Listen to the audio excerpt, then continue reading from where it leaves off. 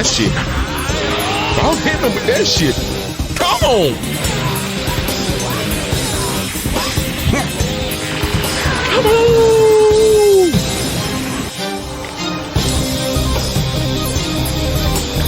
Ooh. Oh yeah, I got something for your ass too, boy.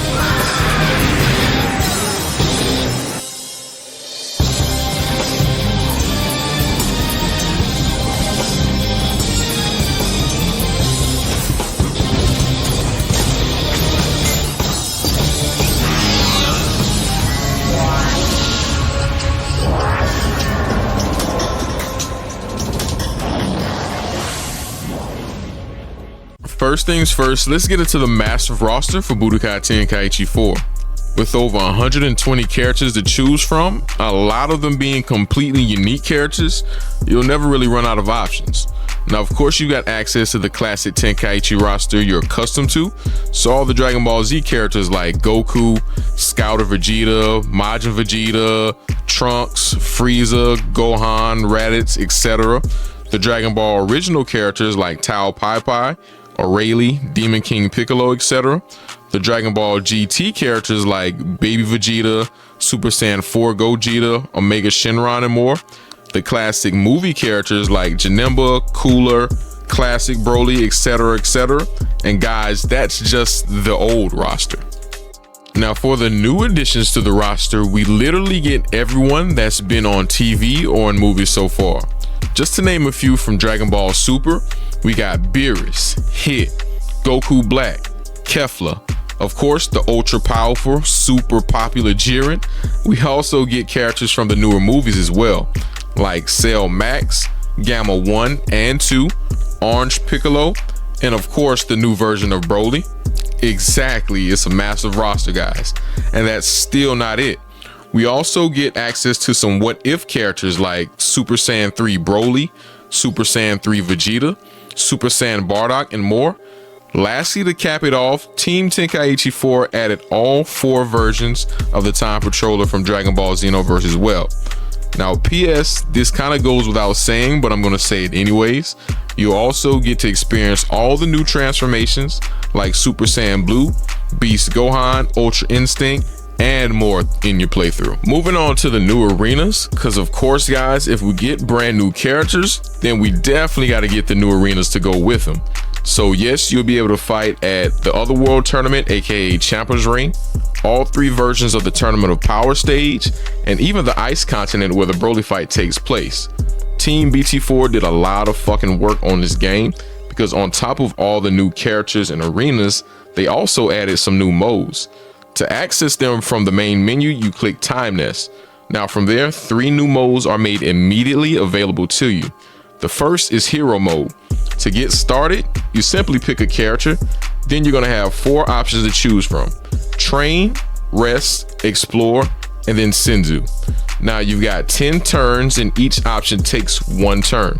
At the end of all 10 turns, you'll have to fight a powered up boss like a Frieza, Cell, Kid Buu, etc. If you win, you continue your journey, and then of course if you lose, then you're done. The second mode is Parallel Quest Mode. Now this is basically a mini version of Xenoverse and pretty straightforward. Pick a quest, beat all the fighters in the quest, and then you're finished with the quest. Your end score is based off of how well you did in each match. Again, pretty simple, pretty straightforward. Now the last mode made immediately available is called Challenge Mode. Inside of Challenge Mode, you've got 2 separate options. One is Ranking Mode, which is a ladder to beat 100 fighters. And then 2, you've got Ultimate Battle Z. Now Ultimate Battle Z is a gauntlet style scenario. You have 5 different towers with an increasingly powerful cast to fight, and you'll have to beat them back to back with no rest in between. So good luck once you reach that final Super Dragon Tower, because fair warning, Beerus and Broly are part of that lineup. So definitely come prepared. Developers also added all of the new character voices for both English dub and Japanese versions, so you're not missing out either way. Now guys, this doesn't feel like a mod. This feels like a complete remaster or official DLC for Tenkaichi. Team BT4 did such a good job on this that a lot of them got hired to officially work on Spark and Zero. Yeah, This game is that damn good.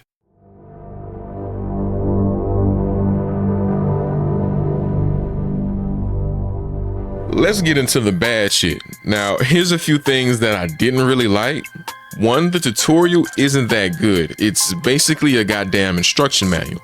Now, if you learn best by reading, then that's great for you. But if not, then you're pretty much fucked.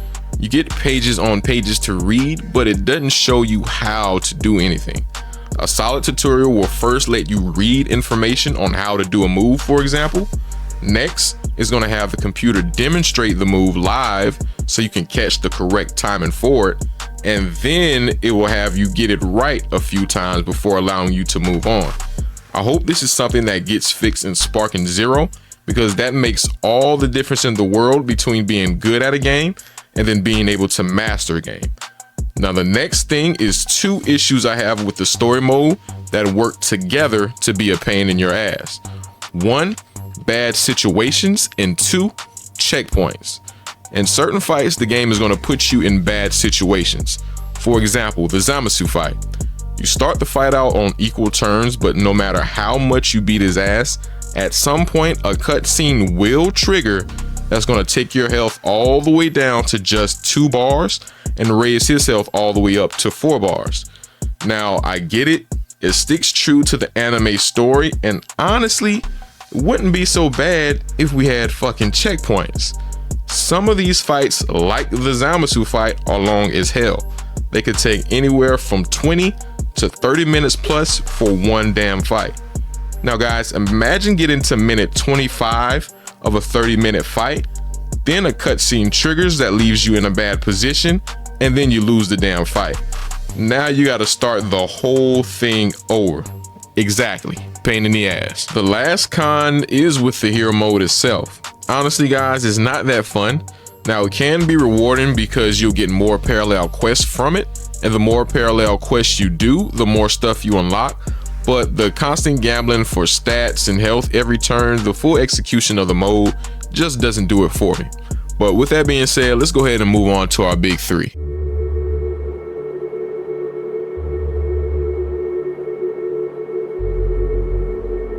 The story mode in Tenkaichi 4 is called Dragon History. Now this mode is going to take you through the whole story of Dragon Ball and let you play most of the key fights. Now I'm not talking about just Dragon Ball Z, as you guys know. We get everything here split up across 8 separate sagas. The Saiyan saga, where we first get introduced to Vegeta, Nappa, and Raditz. The Frieza saga, where of course we meet Frieza and the Ginyu Force, among others. The Android saga. This is when all of the androids like 16, 17, 18, etc. and Cell make their debut. The Majin Buu saga, that again speaks for itself. The Dragon Ball GT saga, that's going to cover the whole GT series. The original Dragon Ball saga, where the world first gets introduced to Goku, Krillin, Master Roshi, etc. Next is the Special saga. Now this saga covers a few of the movies, and it also introduces the brand new version of Broly, so be on the lookout for that. And last but not least, the brand new Dragon Ball Super saga. The coolest thing about this mode is that if you've never watched Dragon Ball Z before, the story goes so far into detail over the 40 plus fights with the dialogue and cutscenes that you can leave here with a solid understanding about who the key players are and what the key moments are. Now, of course, if you're familiar with Dragon Ball, then you'll have the option to take fights in a totally different direction. For example, you don't have to get beat up by Raditz. And if you're good enough, you can finish the fight early and see a completely different scene. Now, the Dragon Ball Super Saga, of course, is the main attraction here because it's literally what you came for. Team BT4 did an excellent job recreating the characters, fights, cutscenes, animations, and transformations, literally everything.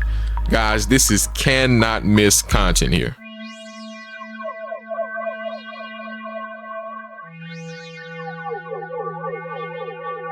Moving on to the next member of our big three, gameplay.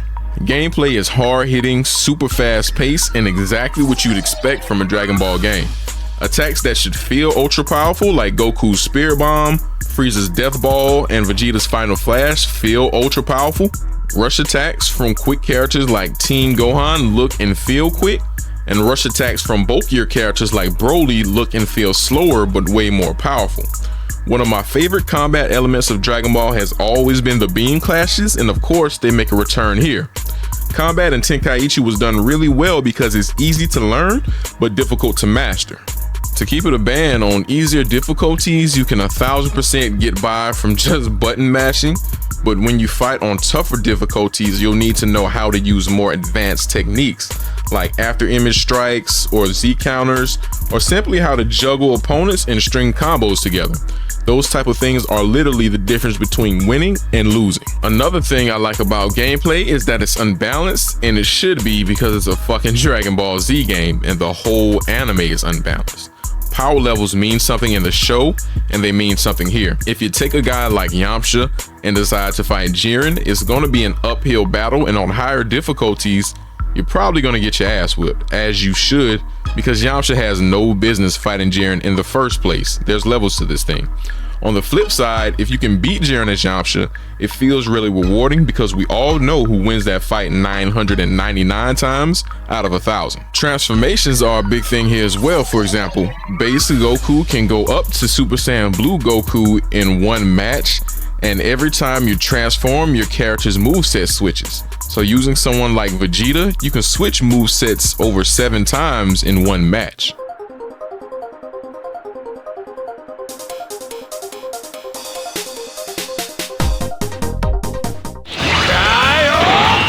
Our last stop is the most important thing, guys: fun factor. This shit is fun as fuck, and there's so many things to do and unlock that you will very easily lose track of time.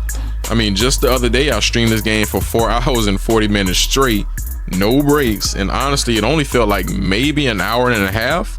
The base game was already flooded with content, characters, and fun shit, and Team BT4 took this to a whole new level, adding costumes, characters, transformations, movesets, tournaments, game modes, the works. Honestly, I can't get enough of the game, and if you're a Dragon Ball fan, which you probably are because you clicked on this video, you'll feel the exact same way, I guarantee it.